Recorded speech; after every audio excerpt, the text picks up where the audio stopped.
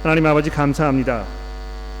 이제 저희들의 생각과 마음을 집중시켜 주셔서 창세기 40장과 41장에 소개되어 있는 하나님에 대하여 우리가 생각하며 또 우리의 믿음이 자라며 또 주를 위해 살도록 우리를 격려하여 주시기를 우리 구주이신 예수 그리스도의 이름으로 간절히 기도합니다. 아멘. 우리 한국 속담에 소 잃고 외양간 고치기라는 말이 있습니다. 여러분 그 광경을 한번 상상해 보십시오. 아무 소용이 없는, 해봤자 아무 소용이 없는 그 일을 울상을 짓고 처량하게 하고 있는 그 어리석은 사람의 그 해학적인 그 모습. 저는 이 속담을 들으면 굉장히 이 웃음을 참기가 어렵습니다. 소 잃고 외양간 고치기라는 이 단어가, 이 속담이요, 얼마나 절묘하고 기막힌 그런 그 속담인지 모르겠습니다. 영어로 이제 뭐 비슷한 말이 있죠. Shutting the door after the horse is bolted.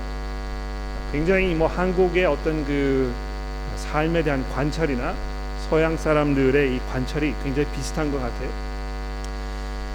제가 왜 이 말씀을 드립니까? 환난이나 박해 이런 것이 일어나지 않았을 때, 또 세상의 염려나 재물의 유혹과 기타 욕심이 우리의 마음을 혼란하게 하고 우리를 넘어뜨리지 않았을 때에 우리가 하나님의 말씀을 잘 듣고 마음에 담아두는 일이 너무너무 중요하기 때문에 그런 것입니다. 아무런 준비가 없이 이런 일들을 당한 사람들은 예수님께서 이 씨 뿌리는 자의 비유에서 말씀하셨듯이 무너지게 마련입니다. 내가 기대하지 않았을 때에 이 닥쳐온 어떤 그 위기, 이런 것이 우리로 하여금 우왕좌왕하게 하고 올바른 결정을 내리지 못하도록 하고, 그래서 처해 있는 그런 그 상황이 더 악화되는 이런 악순환의 반복이 우리 삶 속에 일어날 수 있는 것입니다. 그래서 여러분 그 시편 기자가 하나님께 간구하였던 이 간구의 내용을 들어보십시오. 제가 거기 잠언 30장의 말씀을 성경 구절을 적어드렸는데, 잠언 기자가 뭐라고 말씀했습니까? 곧 헛된 것과 거짓말을 내게서 멀리 하옵시며, 자 그 다음에 들어보십시오. 나를 가난하게도 마옵시고 부하게도 마옵시고 오직 필요한 양식으로 나를 먹이시옵소서. 혹 내가 배불러서 하나님을 모른다 여호와가 누구냐 할까 하오며, 혹 내가 가난하여 도둑질하고 내 하나님의 이름을 욕되게 할까 두려워함이니이다. 여러분 이 잠언 기자의 이 지혜를 들어보십시오. 이 사람의 그 삶의 접근 방식, 이 사람이 가지고 있는 어떤 그 세계관, 이런 것을 잘 들어보십시오. 하나님 저로 하여금 가난하게도 하지 마시고 저로 하여금 너무 부자로 만들지도 마시옵소서.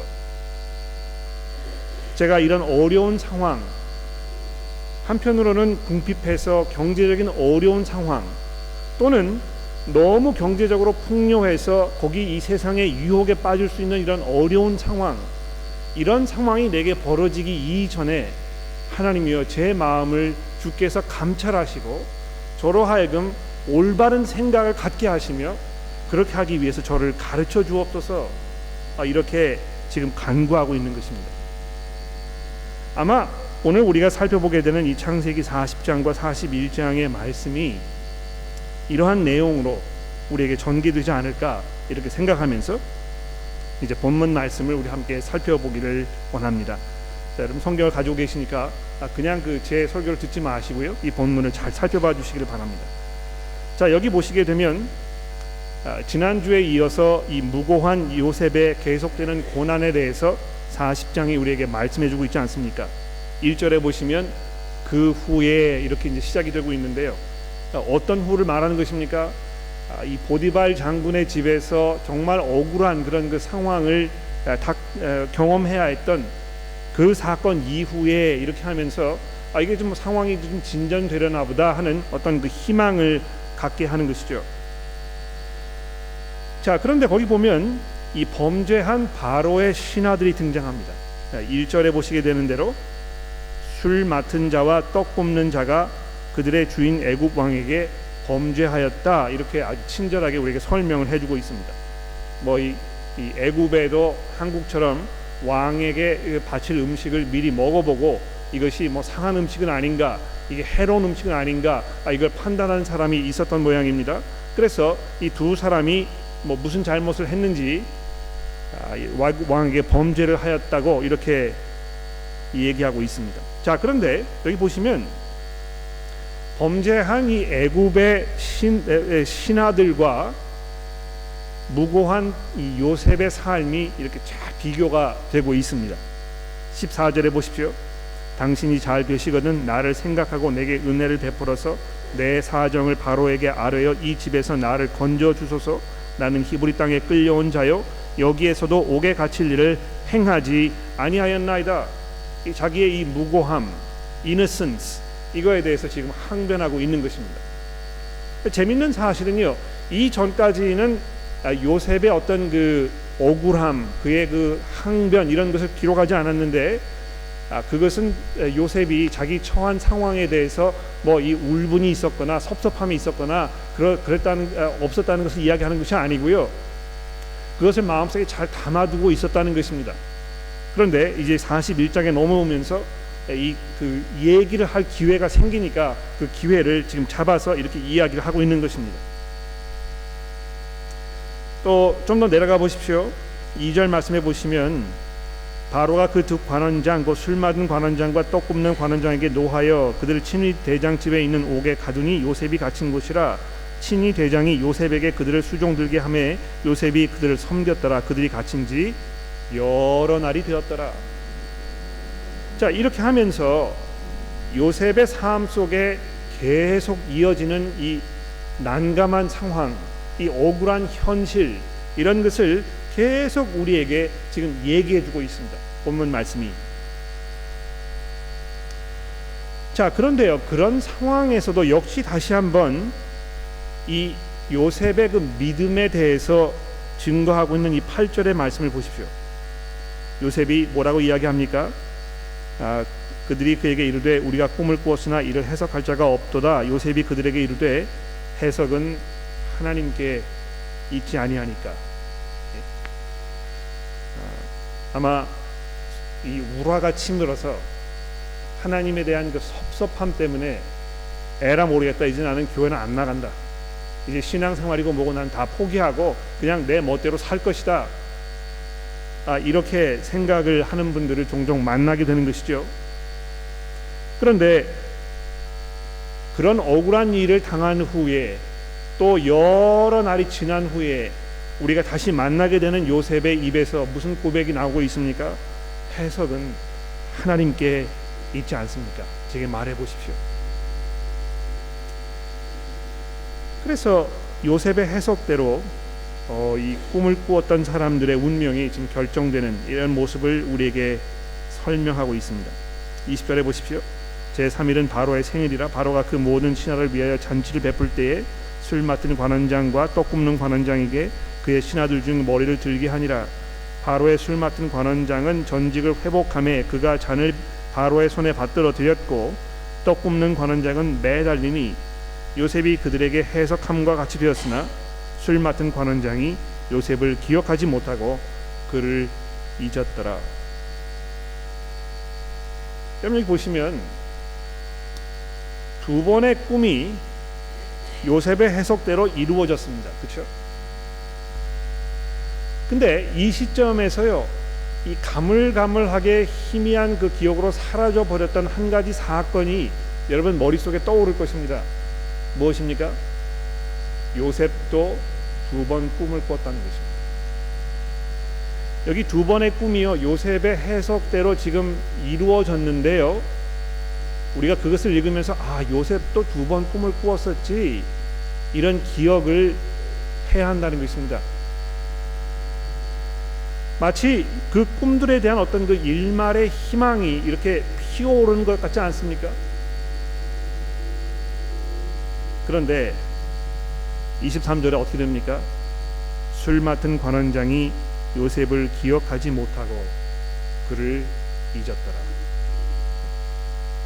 정말 이 시궁창에서 막 벗어날 수가 없는, 거기 발버둥 치고 있는 요셉을 이렇게 싹 들어가지고 이게 좀 뭐가 될 건가 보다 하는 그런 희망이 막 생기려고 하는 차에 다시 땅으로 곤두박질 치는 이런 그 난감한 상황이 우리에게 벌어지고 있는 것입니다.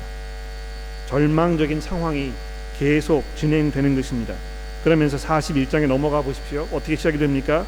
만 2년 후에, 여러분 2년이란 세월이 짧은 세월입니까? 굉장히 긴 세월입니다. 한국에서 이 복무하시는 남성들 2년이란 세월이요, 뭐 이 평생처럼 느껴진다고 그러지 않습니까? 예? 만 2년 후에 어떤 일이 벌어졌습니까? 바로가 꿈을 꿨는데요, 이번에도 역시 2번 꿈을 꾼 것입니다. 만 2년 후에 바로가 꿈을 꾼즉 1절이죠. 또 5절에 보십시오. 다시 잠이 들어 꿈을 꾸니, 이렇게 하면서 2번의 꿈을 꾸었다고 이 본문 말씀이 우리에게 설명을 해주고 있습니다. 그런데 바로가 2번을 꿈을 꾸었는데요, 그 2번 꿈 꾼 것을 본문 말씀이 2번이나 설명하고 있습니다. 그렇죠? 1절에서 7절을 보십시오. 지금 이 창세기를 쓰고 있는 저자가 이렇게 해서 바로가 꿈을 2번이나 꾸었더라, 이렇게 설명을 한 후에 17절로 내려가 보시면 이번에는 바로의 입을 통해서 자기가 2번 꿈을 꾼 사실을 또 한 번 설명합니다. 바로가 요셉에게 이르되, 17절이죠. 내가 꿈에 나일강에 서서 보니 살찌고 아름다운 7 암소가 나일강가에 올라와서 결밭을 뜯어먹고 그 뒤에 또 힘이 약하고 흉하고 파리한 암소 7 암소가 올라오니 그같이 흉한 것들을 애굽 땅에서 내가 아직 보지 못한 것이라.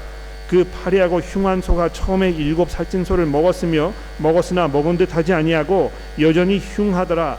내가 곧 깨었다가 다시 꿈에 보니 한 줄기에 무성하고 충실한 7 이삭이 나오고 그 후에 가늘고 동풍에 마른 7 이삭이 나더니 그 가는 이삭이 좋은 7 이삭을 삼키더라.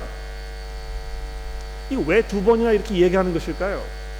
아이고, 이 성경 봉독 그냥 좀 짧게 했으면 좋겠는데 똑같은 내용을 또 얘기하고 이러니까 이 시간 낭비하는 거 아닌가, 이런 생각을 아마 가지실지 모릅니다. 여러분, 이 성경 저자가 여러분과 저의 그런 마음을 몰라서 이렇게 한 것일까요? 예? 이거 읽는 사람이 뭐 무슨 생각을 가질지 상관하지 아니하고 그냥 뭐 생각나는 대로 막 썼기 때문에 이렇게 이것이 여러 번 반복되고 있는 것일까요? 그렇지 않습니다, 여러분. 왜 이 창세기의 저자가 이 사건을 이런 식으로 계속 반복적으로 2번씩 우리에게 설명하는지 제가 설명을 드려보도록 하지요. 자, 여기 보시면 그 다음에 어떻게 됩니까? 8절에 보시면은요, 그 바로의 꿈을 해석하는 사람이 없었다 하는 이 이야기가 또 역시 2번 등장합니다. 보십시오. 8절에 보시면 아침에 그의 마음이 변민하여 사람을 보내어 애굽의 점술가와 현인들을 모두 불러 그들에게 그의 꿈을 말하였으나 그것을 바로에게 해석하는 자가 없더라. 그렇죠? 또 24절에 내려가 보십시오. 이번에는 바로의 입을 통해서 직접 이렇게 고백합니다. 내가 그 꿈을 점술가들에게 말하였으나 그것을 내게 풀이해 주는 자가 없느니라. 예? 꿈을 2번 꾸었는데 2번 설명하고 그 꿈을 해석해 줄 수 있는 사람이 없었다는 것을 2번 우리에게 설명해 주고 있습니다. 자, 그런데 그 다음에 어떻게 됩니까? 그런데 이 꿈을 해몽해 줄 수 있는 사람이 있다는 그 사실이 또 2번 설명되지요. 9절에 보십시오. 술 맡은 관원장이 바로에게 말하 이르되 내가 오늘 내 죄를 기억하나이다. 바로께서 종들에게 놓아사 나와 떡 굽는 관원장을 친위대장의 집에 가두셨을 때에 내가 그와 하룻밤 꿈을 꾼즉 각기 뜻이 있는 꿈이라. 그곳에 친위대장의 종된 히브리 청년이 우리와 함께 있기로 우리가 그에게 말하매 그가 우리의 꿈을 풀되 그 꿈대로 각 사람에게 해석하더니 그 해석한 대로 되어 나는 복직되고 그는 매달렸나이다. 이 해석할 수 있는 사람이 있다는 것입니다. 여기 요셉이 이 꿈을 풀 수 있다는 사실을요 몇 번이나 강조해서 하는지 얘기 들어보십시오.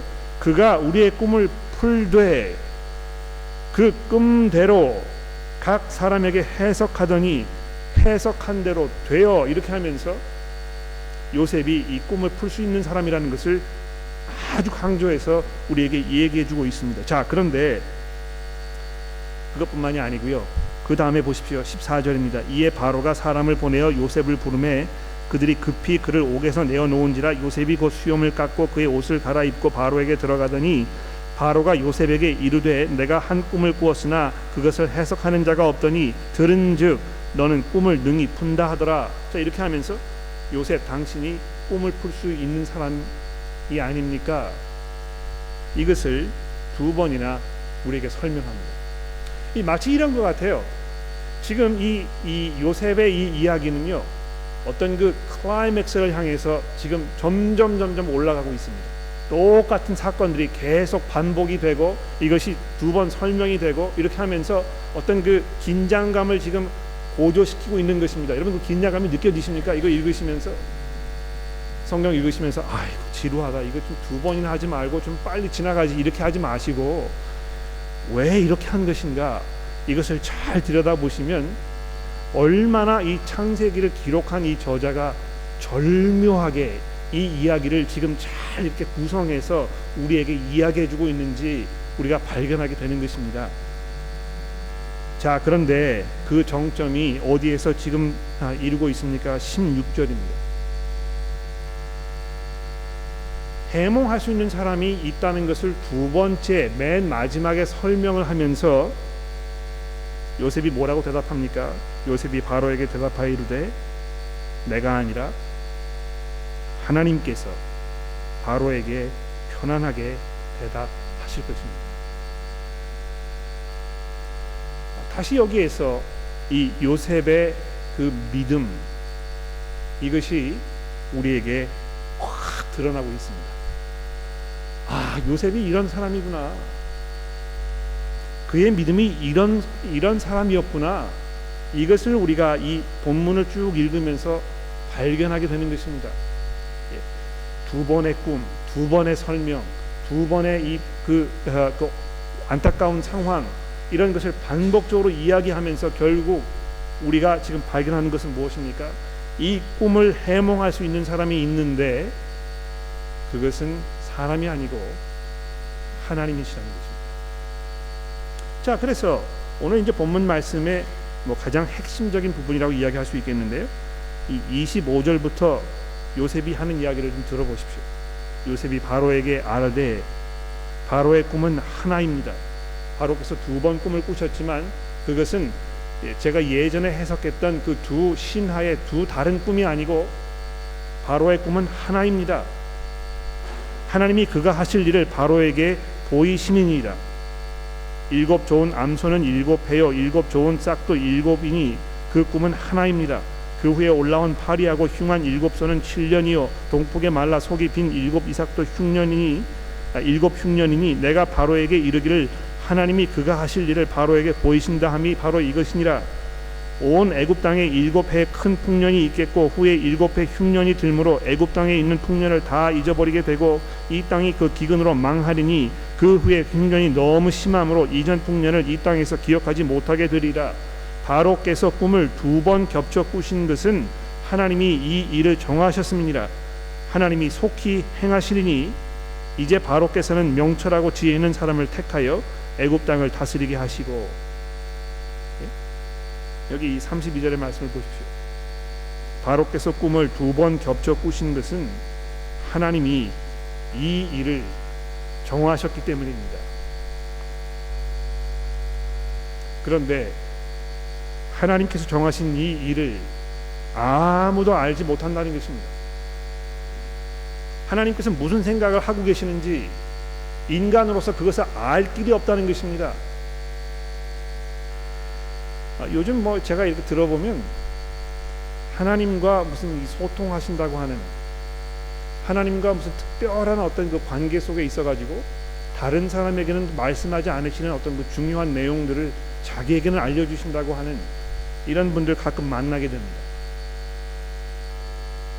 제가 그분들 직접 만나가지고 조사를 하고 질문을 하고 이렇게 한 건 아닙니다만, 제가 이 성경을 읽어보면 기본적으로 이런 결론 내리는 것이 그렇게 막 나가는 결론은 아니라고 생각합니다. 하나님께서 하시는 일을 인간이요 알 수가 없습니다.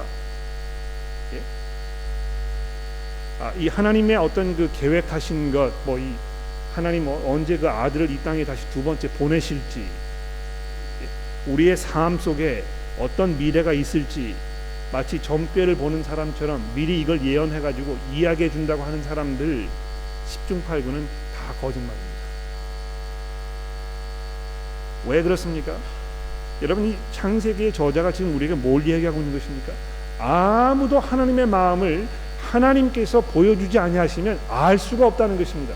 전적으로 우리가 하나님께 의지하지 아니하면 하나님의 그 뜻과 계획을 우리 인간의 손으로 이해할 수 없다는 것입니다. 그런데 하나님께서 그 은혜 가운데에서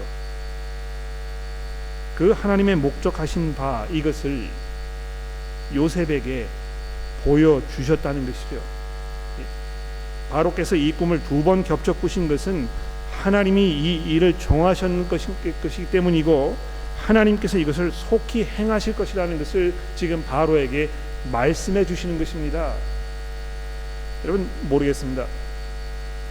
바로가 그 당시 애굽의 왕이었으면 정말 그 권세가 막강한 그런 사람 아니었겠습니까? 자기의 그 꿈을 꾸고 이 꿈이 무엇인지 도무지 이해할 수 없는 자기의 형편을 보면서 좀 수치심을 느끼셨을지도 모르겠어요. 야, 이거 내가 애굽의 왕인데 이것 하나 내가 이해를 못하나. 또 우리나라가 이 온 세계에서 가장 강대하고 가장 잘 나가는 나라라고 하는데 내 주변에 내 이 상황을 설명해 주시는 사람이 이렇게 없는 것인가, 이렇게 하면서 절망감을 느꼈을지 모르겠습니다. 굉장히 안타까워한 거 분명하겠지요. 그런데요, 바로가 어떻게 합니까? 아주 겸손하게 33절에 보십시오. 이 요셉이 이렇게 제안을 하니까 바로가 어떻게 했습니까? 37절입니다. 그 모든 바로와 그 모든 신하가 이 일을 아주 좋게 여겼다는 것입니다. 여러분, 그 하나님의 뜻, 하나님의 계획, 하나님의 목적하신 것을 이해하기 위해서는 상당한 겸손이 필요합니다. 자기가 지금까지 쌓아왔던 어떤 그 역량, 자기의 어떤 그 능력, 이런 거를 이렇게 따져보면 누구에게 의지하는 것이 굉장히 수치스럽게 느껴질지 모르죠. 바로면 더 그랬을 것입니다. 그런데 다행히도 바로가 그 일을 아주 좋게 여겼다는 것이죠. 그 다음에 보십시오. 놀라운 일이 벌어지지 않습니까? 바로가 그의 신하들에게 이르되 이와 같이 하나님의 영에 감동된 사람을 우리가 어찌 찾을 수 있으리요 하고 요셉에게 이르되 하나님이 이 모든 것을 내게 보이셨으니 너와 같이 명철하고 지혜 있는 자가 없도다. 거의 지금 전도를 받아가지고 하나님을 믿는 사람이 된 것처럼 이렇게 지금 보여지고 있습니다. 40절입니다. 너는 내 집을 다스리라. 내 백성이 다 내 명령에 복종하리니 내가 너보다 높은 것은 내 왕좌뿐이니라. 바로가 또 요셉에게 이르되 내가 너를 애굽의 온 땅의 총리가 되게 하노라 하고 자기의 안장 반지를 빼어 요셉의 손에 끼우고 그에게 세마포 옷을 입히고 금사슬을 목에 걸고 자기에게 있는 버금 수레를 그에게 태우매 무리가 그의 앞에서 소리를 지르기를 엎드리라 하더라.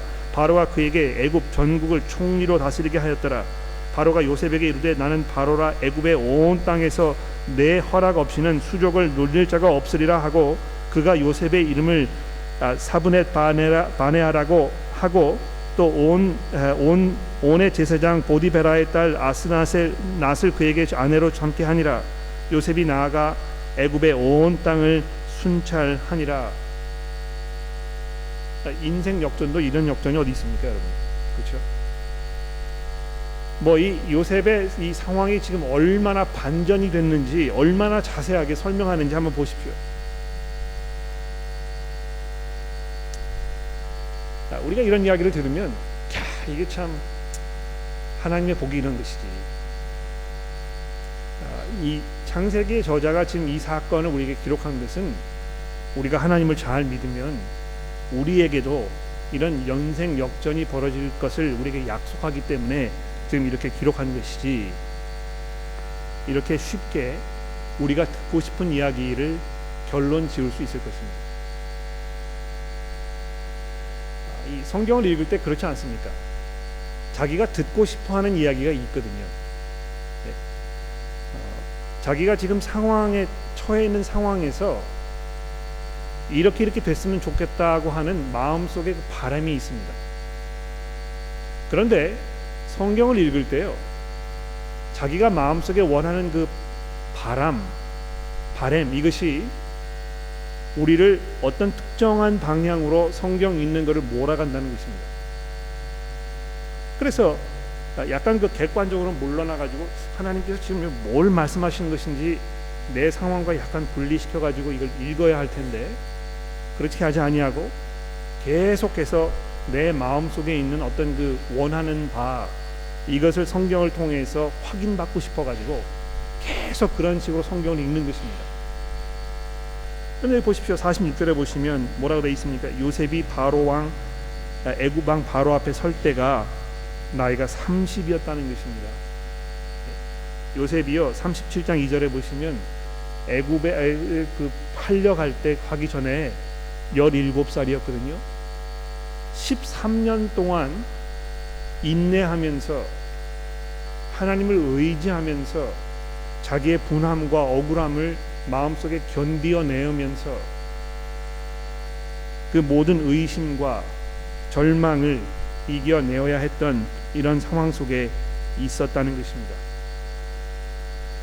그런데 이것이 어떤 요셉이라는 사람의 인생 역전에 대한 그런 그 말씀이기보다는요, 우선적으로 이 신실한 요셉의 그 모습에 대한 어떤 그 증거라는 사실을 우리가 좀 이해하셨으면 좋겠어요. 이 50절에 보십시오. 흉년이 들기 전에 요셉에게 두 아들이 나되 곧 온의 제사장 보디베라의 딸 아스낫이 그에게 낳은 자니라. 요셉이 그 장남의 이름을 므낫세라 하였으니 하나님이 내게 내 모든 고난과 내 아버지의 온 집안의 일을 잊어버리게 하셨다 하며, 차남의 이름을 에브라임이라 하였으니 하나님이 나를 내가 수고한 땅에서 번성하게 하셨다 함이었더라. 예? 이 하나님께서 지금 자기의 삶 속에 어떻게 그 역사하셨는지, 하나님의 은혜가 어떠한 것이었는지에 대해서 지금 우리에게 얘기하고 있는 것입니다. 그 모든 쓰라림과 아픔과 고통을 견디어내는 도중에서도 요셉이 결국 하나님께 의지하고 하나님의 그 선하심과 그분의 그 신실하심을 자기가 몸소 체험하고 경험했던 이런 그의 신앙 고백이라는 것입니다. 야, 이거 요셉이 이렇게 잘 됐어. 나도 좀 이런 그 인생 잘 되는 역전을 좀 경험해 봤으면 좋겠어. 이런 이야기를 하시기 전에 요셉의 이 신실함에 대해서, 그의 인내함에 대해서 한번 생각해 보시라는 것입니다.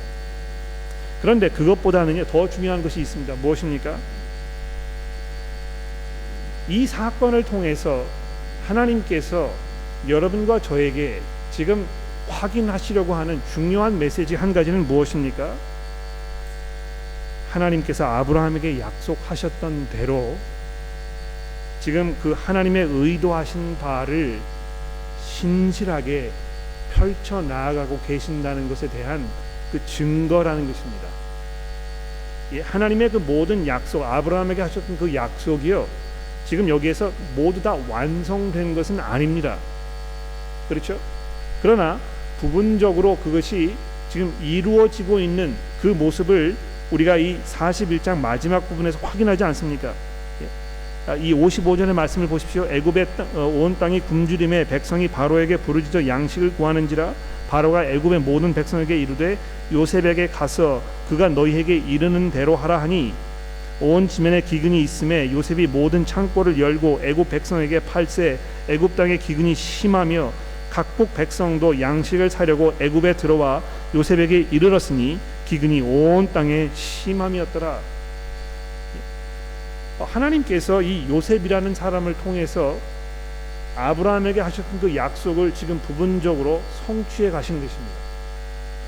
내가 너로 하여금, 내 후손으로 하여금 이 세상에 임했던 나의 이 저주를 내가 뒤집고 다시 관계를 회복하여 하나님의 은혜 가운데 살게 하시겠다고 아브라함에게 약속하지 않으셨습니까? 그런데 그 약속이 지금 이 요셉의 사건을 통해서 부분적으로 이루어지는 이 모습을 우리가 확인하면서 우리가 무슨 결론을 내려야 하겠습니까?